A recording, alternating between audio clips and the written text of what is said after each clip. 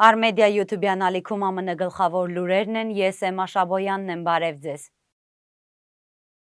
Սան Ֆրանցիսկոյի ծոցում Ալկատրոս կղզու մերձակայքում շարունակվում են 3 անհետ կորածների որոնողական աշխատանքները, երբ հիշատակի միջոցառման մասնակիցներին տեղափոխող նավը շրջվել եւ խորտակվել էր։ Դեպքը տեղի է ունեցել 3-ի երեկոյան։ Սան Ֆրանցիսկոյի հրշեջ ծառայության տվյալներով մոտ 15 մետր երկարությամբ Volares զբոսանավը անսպասելիորեն սկսել է ջուր կլանել, ինչից հետո Ալկատրաս կղզուց մոտ 550 մետր հեռավորության վրա շրջվել է։ Դեպքի վայրում աշխատում են հրշեջները, Առափնյա պահպանության ծառայությունը եւ այլ արտակարգ ստորաբաժանումներ։ Փրկարարներին հաջողվել է ջրից դուրս բերել 16 մարդու, սակայն նրանցից մեկը հիվանդանոց տեղափոխվելուց հետո մահացել է։ Եվս 3 մարդ շարունակում է համարվել անհետ կորած։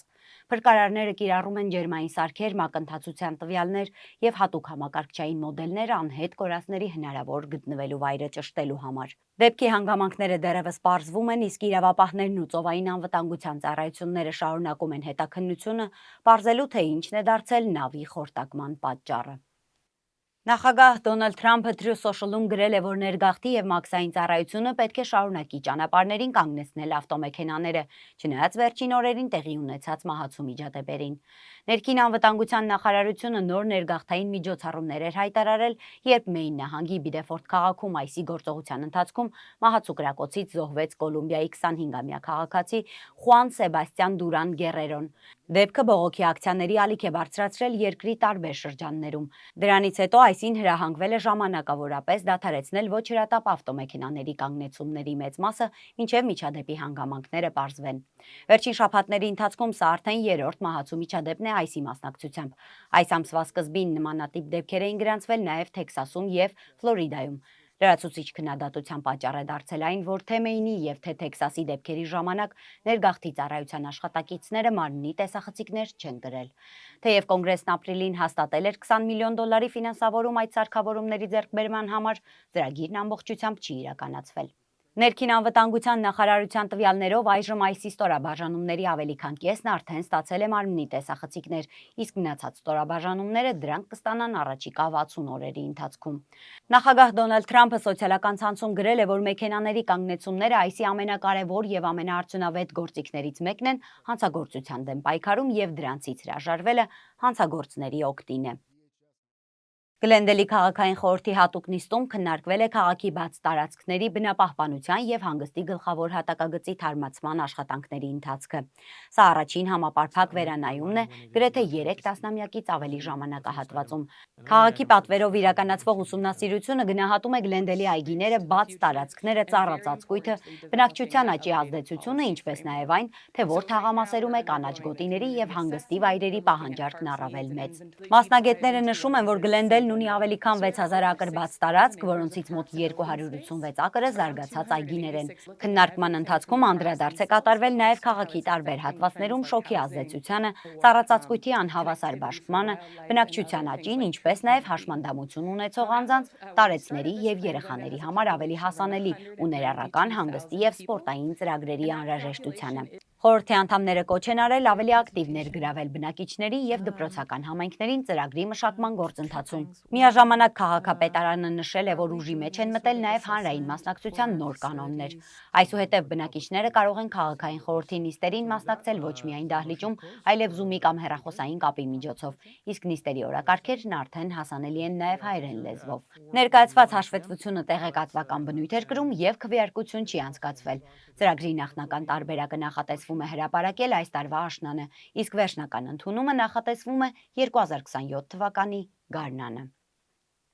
Արդեն Գլենդելի քաղաքային խորհրդի հերթական նիստում քննարկվել են քաղաքի անվտանգության, էներգետիկ զարգացման եւ ենթակառուցվածքների հետ կապված մի շարք կարևոր հարցեր։ Խորհուրդը հավանություն է տվել դրամաշնորհի ընդունմանը, որի շնորհիվ Գլենդելի ոստիկանությունը կստանա շուրջ $47,000 ֆինանսավորում։ Գումարը կուղղվի ոստիկանների վերապատրաստմանը։ թմրանյութերի ազդեցության տակ գտնվող վարորդներին հայտնաբերելու եւ նման դեպքերի դեմ պայքարելու արդյունավետությունը բարձրացնելու նպատակով։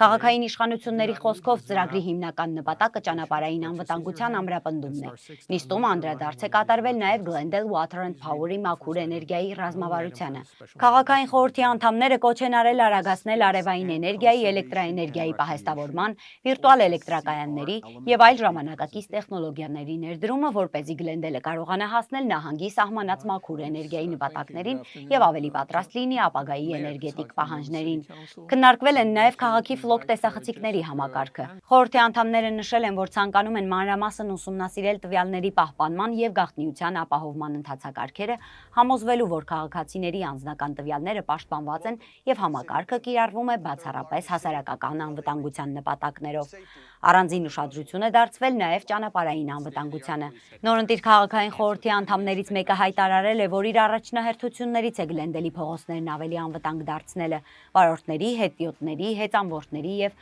հասարակական տրանսպորտից օգտվողների համար։ Նրա խոսքով առաջիկայում նախատեսվում է քննարկել նոր նախաձեռնություններ, որոնք կօգնեն նվազեցնել վթարների թիվը եւ բարձրացնել երթևեկության անվտանգությունը քաղաքում։ Ներկայացուցիչների պալատի հանրապետականները ներկայացրել են 95 միլիարդ դոլարի նոր օրենսդրական նախաձեռնություն, որն ուղղված է երկրի պաշտպանունակության ամրապնդմանը, ֆերմերներին լրացուցիչ աջակցությանը եւ ընտրական օրենսդրության խստացմանը։ 47 էջանոց բյուջետային նախագիծը ներկայացուցիչների պալատի խոսնակ Մայք Ջոնսոնի նախաձեռնությունն է եւ մշակվել է նախագահ Դոնալդ Թրամփի հետ Սպիտակ տանը կայացած հանդիպումից հետո։ Հանրապետականները ցանկանում են 2026 թվականի միջանկյալ ընտրություններից առաջ այն դարձնել իրենց գլխավոր քաղաքական նախաձեռնություններից մեկը։ Նախագծի ամենամեծ մասը շուրջ 73 միլիարդ դոլար է։ Նախատեսվում է ուղղել Իրանի դեմ ընթացող ռազմական գործողությունների ֆինանսավորմանը։ Փաթեթով նախատեսվում է նաև 12 միլիարդ դոլար հատկացնել ամերիկացի ֆերմերներին, որոնք բախվել են վառելիքի, պարարտանյութերի թանկացման եւ միջազգային մաքսատուրքերի հետևանքներին։ Առանձին 10 միլիարդ դոլար նախատեսվում է ընտրական օրենսդրության փոփոխությունների համար։ Հանրապետականները նախատեսում են օրինագիծն առաջ տանել հատուկ բյուջետային ընթացակարգով, որը թույլ կտա այն ընդունել պարզ մեծամասնությամբ առանց դեմոկրատների աջակցության։ Սակայն դեմոկրատներն արդեն հայտարարել են, որ դեմ են թե լրացուցիչ ռազմական ֆինանսավորմանը, թե ընտրական նոր սահմանափակումներին։ Եթե նախագիծը հավանության արժանանա ներկայացուցիչների պալատում, այն դեռ պետք է հաստատվի նաև Սենատի կողմից, որտեղ հանրապետականներն ունեն շատ փոքր առավելություն։ Արդարադատության նախարարությունը տարեկան ամփոփում է իրականացրել։ Առևտրային խարդախությունների դեմ պայքարի հատուկ աշխատանքային խումբը, որը ստեղծվել է 2025 թվականի օգոստոսին, ներքին անվտանգության նախարարության հետ համագործակցությամբ արդեն ապահովել է ավելի քան 1 միլիարդ դոլարի տուգանքների, բռնագանձումների, փոխհատուցումների եւ քրեական գործերով պահանջների արդյունք։ Գերատեսչության հայտարարության համաձայն աշխատանքային խումբը հետաքննում եւ քրեական հետապնդում է այն ընկերություններին ու անձանց, որոնք կեղծ տեղեկություններ են ներկայացրել ԱՄՆ մաքսային ծառայությանը, խուսափելով մաքսատուրքերից կամ ներմուծելով օրենքը խախտող ապրանքներ։ Հատուկ ուշադրություն է դարձվում Չինաստանի նկատմամբ սահմանված մաքսատուրքերի շրջանցմանը, ինչպես նաեւ այն ապրանքներին, որոնք կարող են վտանգ ներկայացնել հանրային առողջության եւ անվտանգության համար։ Արդարադատության նախարարի եւ նույն ինքը գլխավոր դատախազի պաշտոնակատար Թոդ Բլանշը Սենատի դատական հանձնաժողովում մասնակցել է իր հաստատման լսումներին, պատասխանելով ինչպես հանրապետական, այնպես էլ դեմոկրատ սենատորների սուր հարցերին։ Լսումների գլխավոր թեմաներից մեկը շուրջ 1.8 միլիարդ դոլարի արժողությամբ քաղաքական հետապնդումների փոխհատուցման հիմնադրամ ծրագիրն է, որը նախատեսված էր փոխհատուցում տրամադրել այն անձանց, որոնք իրենց համարում են քաղաքական հետապնդման զոհ։ Ծրագիրը նախկինում կասեցվել էր երկուսակցական քննադատությունից հետո։ Բլանշը հայտարարել է, որ այն այլևս չի իրականացվի, սակայն մի շարք սենատորներ պահանջել են այդ մասին պաշտոնական գրավոր երաշխիքներ։ Դեմոկրատ օրենսդիրները նաև քննադատել են Բլանշին, պնդելով, որ արդարադատության նախարարությունն իր ղեկավարության օրոք քաղաքականացված է դարձել։ Նրանք հիշեցրել են զանգվածային պաշտոնակությունները, նախագահ Դոնալդ Թրամփի քաղաքական հակառակորդների նկատմամբ իրականացվող հետաքննությունները եւ Ջեֆրի Էփստեյնի գործի նյութերի հրապարակման ընթացքում թույլ տված սխալները։ Ի պատասխան Բլանշը հայտարարել է, որ իր ղեկավարությամբ նախարարությունը փորձում է վերականգնել հանրային վստահությունը եւ ուղղել նախորդ վարչակազմի տարիներին թույլ տված սխալները։ Նա նաեւ ընդգծել է, որ Էփստեյնի գործով փաստաթղթերի հրապարակումը եղել է աննախադեպ թափանցիկության դրսևորում, ընդունելով, որ գործընթացում եղել են տեխնիկական սխալներ։ Թոդ Բլանշի հաստատման համար վճռորոշ կլինի Սենատի դատական հանձնաժողովի հանրապետական անդամների աջակցությունը։ Հանրապետական սենատոր Լինսի Գրեհեմի մահից հետո հանձնաժողովում ուժերի հարաբերակցությունը դարձել է 11 հանրապետական, 10 դեմոկրատի դիմաց, եւ թեկնածության հաստատման հարցում յուրաքանչյուր ձայն կարող է վճռորոշ նշանակություն ունենալ։ Ֆինանսների նախարար Սքոթ Բեսենթը ներկայացրել է նախագահ Դոնալդ Թրամփի պատկերով նոր $1 ուշադրամը, որը նվիրված է Միացյալ Նահանգների անկախության 250-ամյակին։ Բեսենթը X հարթակում գրել է. նոր հուշադրամը խորհրդանշում է ազատության ժառանգությունը, հայրենասիրությունը եւ ամերիկյան արժեքների ամրությունը։ Դրամը կունենա ոսկեգույն տեսք, սակայն չի պատրաստվի թանկարժեք մետաղից։ Այն կարտադրվի Ֆիլադելֆիայի դրամահատարանում եւ նախատեսվում է վաճառքի հանել այս տարվա աշնանը։ Սկզբնական նախագծով դրամի դիմերեսին պետք է պատկերվեր Թրամփը սեղանին բռունցքներով հենված դիրքով, իսկ դարձերեսին թռիչքի պատրաստ արծիվ։ Սակայն վերջնական տարբերակում ընտրվել է նախագահի դասական դիմանկարը, իսկ մյուս կողմում պատկերված է ԱՄՆ նախագահի պաշտոնական կնիքը։ Թողարկման այս հատվածում թույլ տվեք շնորհակալություն հայտնել մեր գործընկերոջը Vivaldi Catering-ին։ Եթե պատրաստվում եք կազմակերպել ծննդյան, կորպորատիվ կամ ցանկացած տոնական միջոցառում, Vivaldi Catering-ը կհոգա կարևորի մասին համեղ ու բազմազան ճաշացանկով։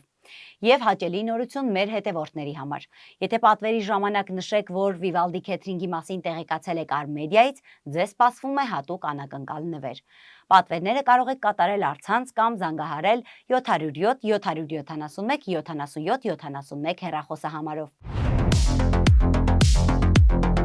12 appetizers, 5 hot dishes,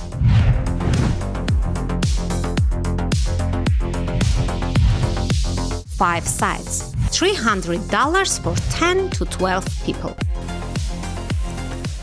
Make every moment a Vivaldi moment.